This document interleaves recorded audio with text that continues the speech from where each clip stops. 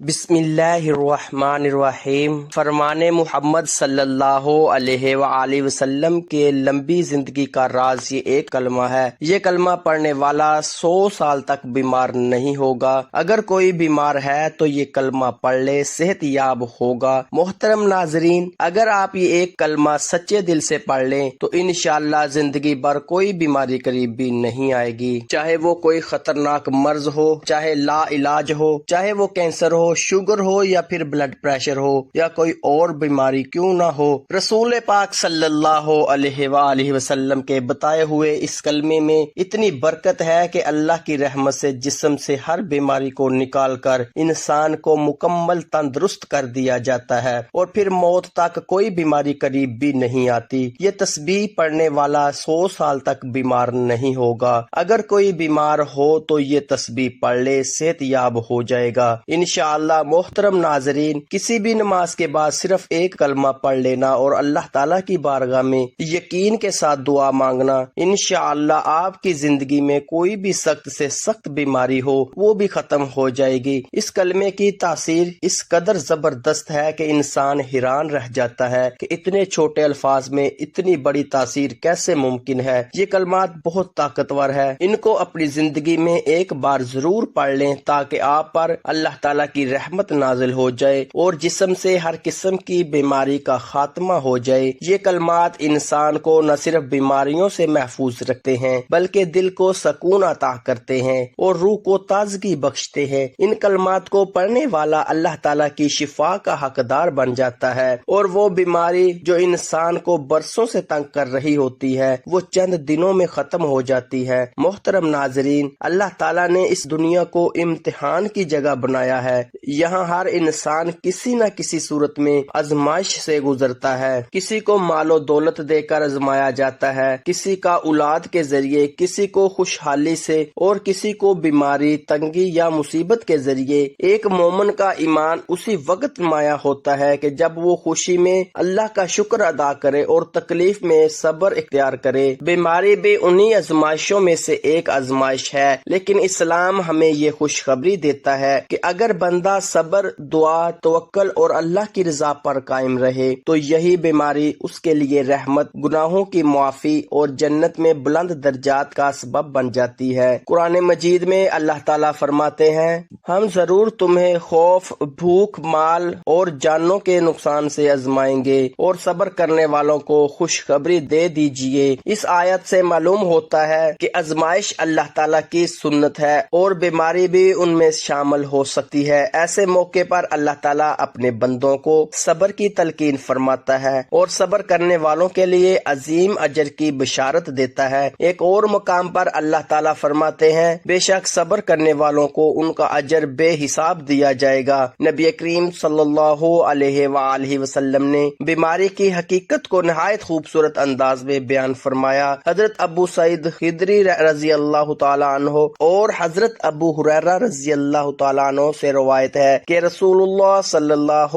علیہ وآلہ وسلم نے فرمایا کہ مسلمان کو جو بھی تھکاوٹ، بیماری، غم، تکلیف، پریشانی یا کانٹا بھی چبھتا ہے تو اللہ تعالیٰ اس کے ذریعے اس کے گناہ معاف فرما دیتا ہے۔ یہ حدیث ہر بیمار مسلمان کے لیے امید کا پیغام ہے۔ اگر وہ صبر اور اللہ پر بھروسہ رکھے تو اس کی تکلیف رائگاں نہیں جاتی بلکہ اس کے گناہوں کی معافی کا ذریعہ بنتی ہے۔ اسی طرح رسول اللہ صلی اللہ علیہ وآلہ وسلم نے فرمایا کہ اللہ تعالیٰ جب کسی بندے کے ساتھ بلائی کا ارادہ فرماتا ہے تو اسے دنیا میں ہی آزمائش میں مبتلا کر دیتا ہے۔ اس حدیث کا مطلب یہ نہیں کہ ہر بیمار شخص اللہ کا معبود بھی ہوتا ہے یا ہر بیماری ایک ہی وجہ سے آتی ہے، بلکہ یہ کہ آزمائش مومن کے لیے خیر کا ذریعہ بن سکتی ہے اگر وہ اللہ کی طرف رجوع کرے، صبر کرے اور نیک اعمال اختیار کرے۔ حضرت ایوب علیہ السلام کی زندگی بیماری میں صبر کی عظیم مثال ہے۔ وہ طویل عرصے تک شدید بیماری میں مبتلا رہے لیکن انہوں نے اللہ تعالیٰ سے شکوہ نہیں کیا بلکہ عاجزی کے ساتھ دعا کی، اے میرے رب، مجھے تکلیف پہنچ گئی ہے اور تو سب رحم کرنے والوں میں سے بڑھ کر رحم کرنے والا ہے۔ اللہ تعالیٰ نے ان کی دعا قبول فرمائی، بیماری دور فرمائی اور انہیں پہلے سے بھی زیادہ نعمتیں عطا فرمائی۔ اس واقعے سے ہمیں یہ سبق ملتا ہے کہ بیماری میں مایوس ہونے کی بجائے اللہ تعالیٰ سے امید اور دعا کا دامن نہیں چھوڑنا چاہیے۔ اسلام ہمیں یہ بھی سکھاتا ہے کہ بیماری کی صورت میں علاج کرنا سنت ہے۔ رسول اللہ صلی اللہ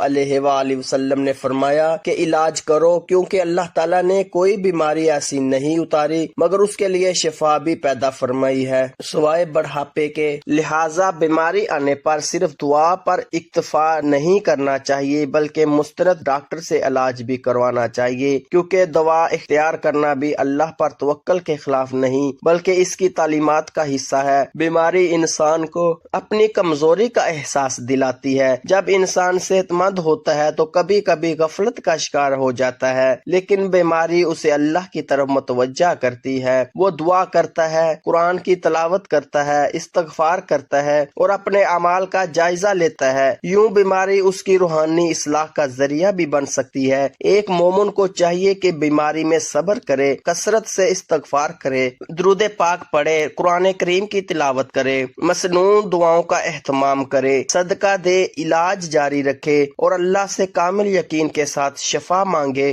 اگر بیماری لمبی ہو جائے تو بھی مایوس نہ ہو، کیونکہ اللہ تعالیٰ اپنے بندوں پر ان کی اپنی جانوں سے بھی زیادہ مہربان ہے اور وہی بہتر جانتا ہے کہ کس کے حق میں کیا بہتر ہے۔ اللہ تعالیٰ سے دعا ہے کہ وہ تمام بیمار مسلمانوں کو کامل، عاجز اور دائمی شفا عطا فرمائے۔ جو لوگ آزمائش میں ہیں انہیں صبر جمیل عطا فرمائے، ہمارے گناہوں کو معاف فرمائے، ہمارے دلوں کو اپنے ذکر سے آباد رکھے، ہمیں ہر حال میں اپنی رضا پر راضی رہنے کی توفیق عطا فرمائے اور دنیا اور آخرت کی ہر بلائی نصیب فرمائے، آمین یا رب العالمین۔ میرے محترم عزیزو، جب ہم نبی کریم صلی اللہ علیہ وآلہ وسلم کے ان اوصاف کو پڑھتے ہیں تو ہمیں اپنی زندگی کا محاسبہ کرنا چاہیے کہ ہم کتنے خود غرض ہو چکے ہیں۔ ہم ذرا سی بات پر لڑ پڑتے ہیں، ذرا سا مال آنے پر فخر میں آ جاتے ہیں اور جب نعمتیں کم ہو جائیں تو شکایت شروع ہو جاتی ہے۔ لیکن نبی کریم صلی اللہ علیہ وآلہ وسلم نے ساری زندگی ایک معمولی بستر پر گزار دی۔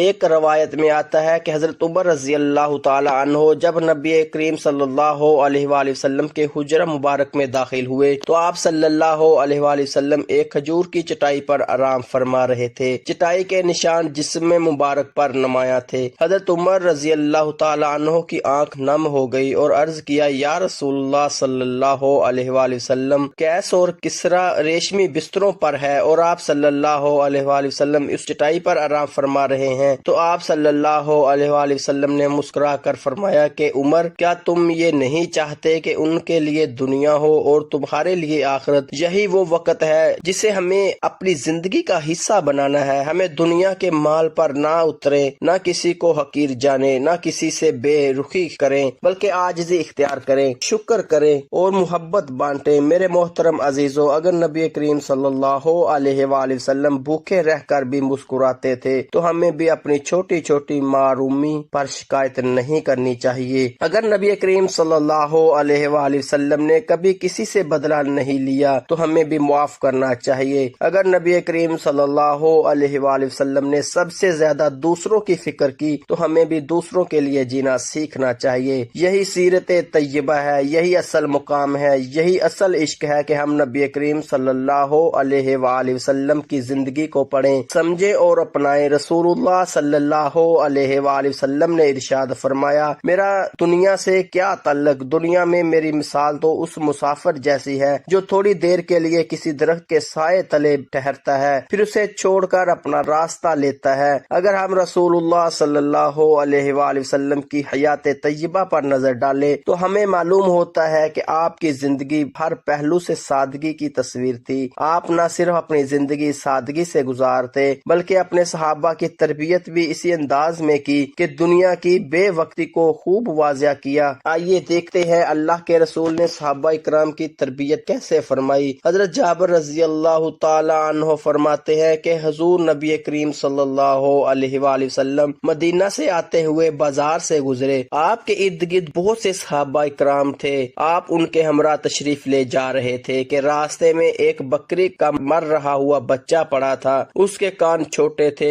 آپ نے اس کا کان پکڑ کر فرمایا کہ اے ساتھیو، تم میں سے کون ہے جو اسے 1 درہم میں لینے پر راضی ہو؟ صحابی نے عرض کیا، یا رسول اللہ، 1 درہم تو بہت بڑی بات ہے، ہم تو 1 پیسے میں بھی لینے کو تیار نہیں اور اسے لے کر کریں گے بھی کیا؟ آپ نے طے ہوا کہ اچھا کیا تم اسے مفت لینے کے لیے راضی ہو؟ تو صحابی نے عرض کیا یا رسول اللہ صلی اللہ علیہ وآلہ وسلم اگر یہ زندہ ہوتا تب بھی عیب دار شمار ہوتا کیونکہ اس کے کان چھوٹے ہیں اور اب تو یہ مرا ہوا ہے۔ میرے محترم عزیزو، دیکھیں اللہ کے رسول صلی اللہ علیہ وآلہ وسلم دنیا کی بے ثباتی کم حیثیت کو کس انداز میں بیان فرما رہے ہیں۔ آپ نے ارشاد فرمایا کہ اللہ کی قسم اللہ تعالیٰ کے نزدیک دنیا میں مردار سے بھی کم حیثیت رکھتی ہے۔ پھر ایک اور موقع پر دنیا کی حقیقت ان الفاظ میں بیان فرمائی کہ اگر دنیا اللہ کے نزدیک مچھر کے پر کے برابر بھی حیثیت رکھتی ہوتی تو وہ کسی کافر کو اس میں پانی کے ایک گھونٹ بھی نہ دیتا۔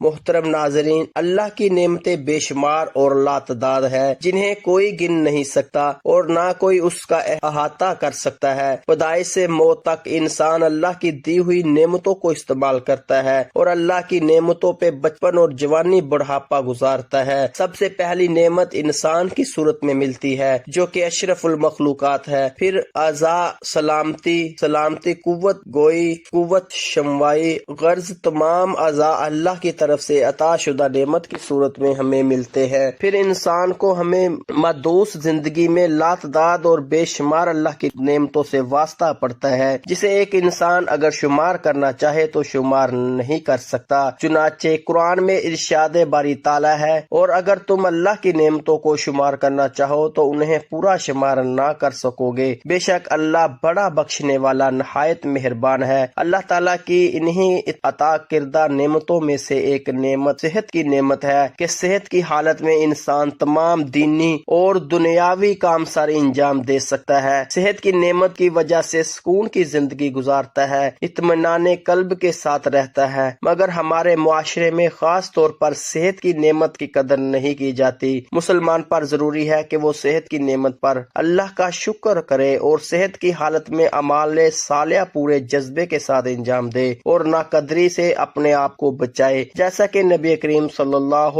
علیہ وآلہ وسلم کا ارشاد ہے کہ عبداللہ بن عباس رضی اللہ تعالیٰ عنہ کہتے ہیں کہ نبی کریم صلی اللہ علیہ وآلہ وسلم نے ارشاد فرمایا، دو نعمتیں ہیں جن میں اکثر لوگ خسارے اور گھاٹے میں ہیں، صحت اور فراغت۔ اس حدیث مبارکہ میں نبی کریم صلی اللہ علیہ وآلہ وسلم نے جن دو نعمتوں کے بارے میں ارشاد فرمایا کہ اکثر لوگ ان دو نعمتوں کی ناقدری کرتے ہیں، وہ صحت کی نعمت اور فرصت کی نعمت ہے۔ جیسا کہ عام طور پر دیکھا گیا ہے کہ اکثر لوگ فرصت کے اوقات فضولیات اور لغویات میں ضائع کر دیتے ہیں اور فرصت کے اوقات میں اپنے آپ کو ایسے کاموں میں مشغول رکھتے ہیں جن کاموں میں نہ دنیا کا کوئی خاص فائدہ حاصل کر سکتے ہیں اور نہ آخرت کا۔ رسول اللہ صلی اللہ علیہ وآلہ وسلم نے فرمایا، اللہ تعالیٰ نے کوئی بیماری ایسی نہیں اتاری مگر اس کی شفا بھی اتاری ہے، اس لیے مومن کو کبھی مایوس نہیں ہونا چاہیے بلکہ ذکر، استغفار، درود شریف اور جائز علاج کو اپنی زندگی کا حصہ بنانا چاہیے۔